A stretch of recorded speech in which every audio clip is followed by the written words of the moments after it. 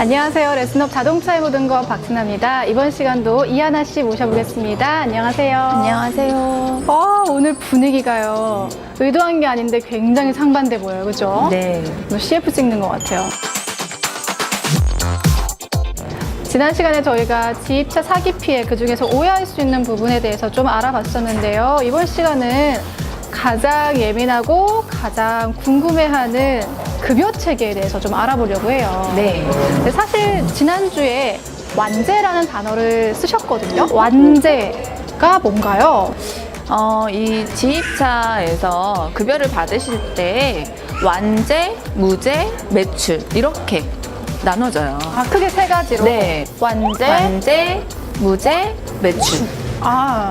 근데 이제 완제는 정해진 급여가 있는 거예요. 보통은 5톤 이하급들에서 많이 일어나는 형태고요. 이제 출근 시간, 퇴근 시간, 고정거래처. 뭐 이제 내가 몇 군데를 배송을 나가야 되는지 그런 것까지 다 나와 있는 일머리들이 많죠. 그러니까 완제는 정해진 일과 정해진 급여를 받으시는 체계라고 보시면 돼요. 그렇군요. 네. 그리고 무제는 기름값과 톨비인가 경비를 다 포함해서 통으로 드리는 거예요. 그러니까 완제와 무제의 차이점은 일머리도 같고 다 같지만 경비를 따로 주느냐 포함해서 주느냐 그거의 차이인 거고요. 매출은 저희가 이제 전편에서 말씀드렸다시피 열심히만 하면 내가 한 만큼 내가 뛴 탕만큼 이꼴 탕발이라 그래요. 이꼴 탕발이.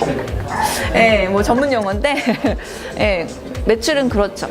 근데 제가 궁금한 건요. 보통 지입차 하시는 분들은 다 개인 사업, 그러니까 사업자신 거잖아요. 근데 월급을 받는다 이 개념 자체가 조금 이해가 안 가거든요.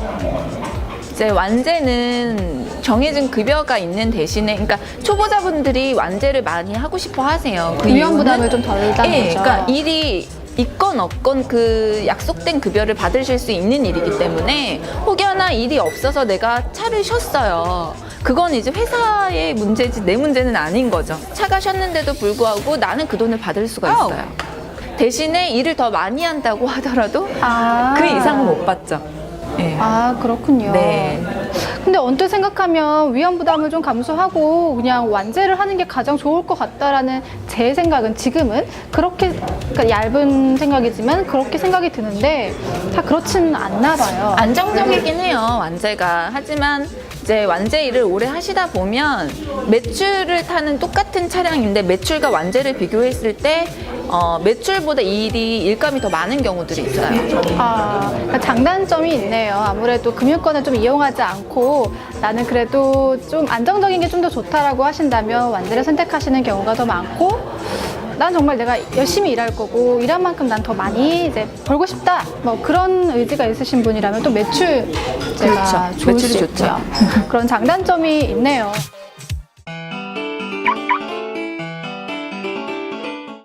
그 다음으로 이제 또 상담을 해봐야겠죠. 궁금하시죠? 오늘은 어떤 상담이 또 네. 들어와 있을까? 네, 한번 읽어볼게요.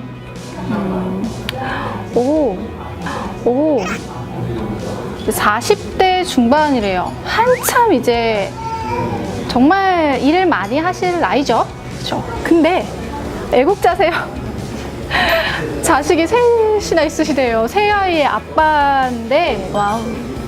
또 굉장히 성격이 꼼꼼하신가 봐요. 이미 지입차를 알아보신 지가 1년 정도가 되셨대요.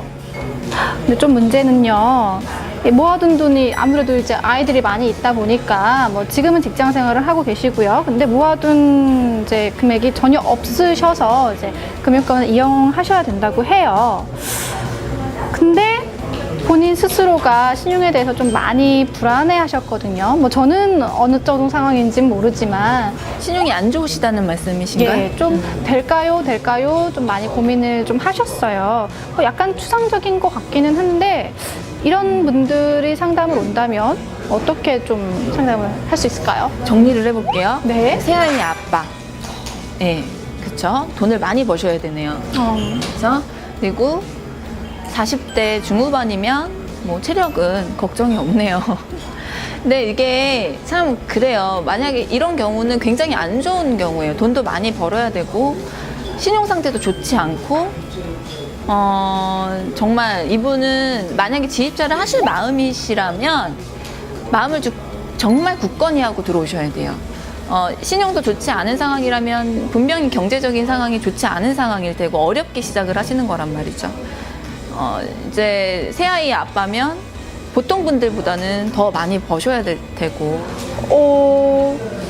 어떤 차를 하면 좀 더 좋은지, 뭐 매출차가 좋을지, 무제, 완제. 매출, 돈을 많이 벌 수 있는 매출. 매출차를 해야겠군요. 네. 매출차를 해야 되고, 힘이 좀 아직 넘치실 나이니까 5톤 이상이 더 좋을까요?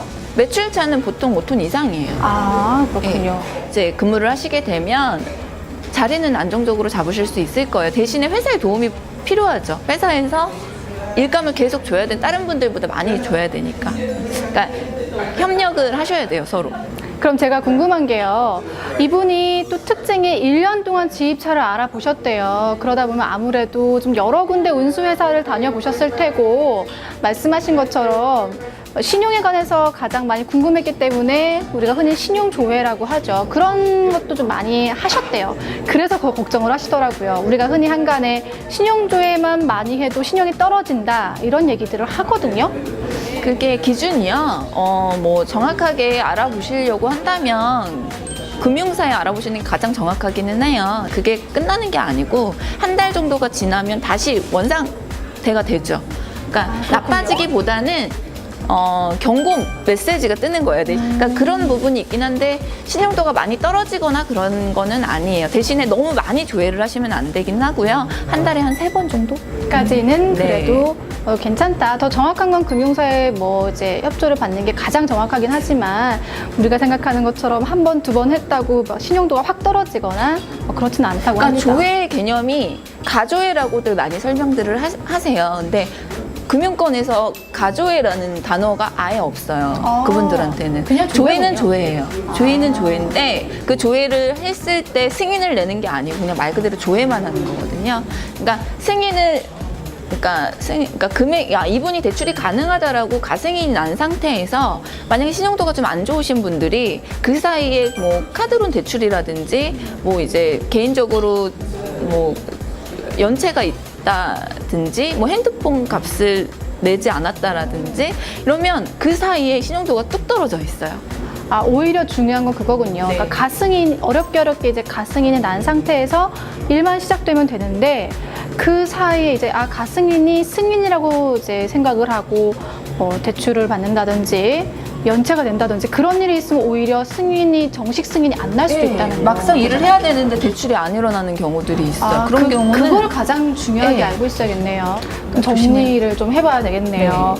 새아이의 아빠인 이 40대 중반의 상담자분께서는요, 돈을 정말 많이 버셔야 돼요. 애국자는 맞지만 또 아이들이 이제 쑥쑥쑥 자라나는 나이기 때문에 이왕이면 매출제 차를 5톤 이상 하시는 게 좋을 것 같고요.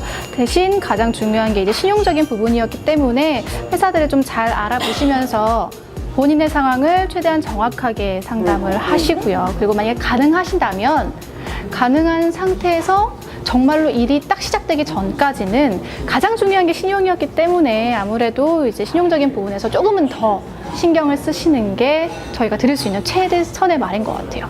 맞습니다. 그렇죠. 네, 이번 시간도 저희가요, 이제 급여 체계에 대해서 좀 알아봤고요. 정말 좀 몰랐던 상담 사례에 대해서도 좀 알아봤어요. 네. 그렇죠? 즐거운 시간이었어요. 네, 궁금한 사항이 있으면 시선뉴스 홈페이지에 글 남겨주세요. 네. 연락 주셔도 됩니다. 저희는 다음 시간에 또 찾아뵐게요. 안녕.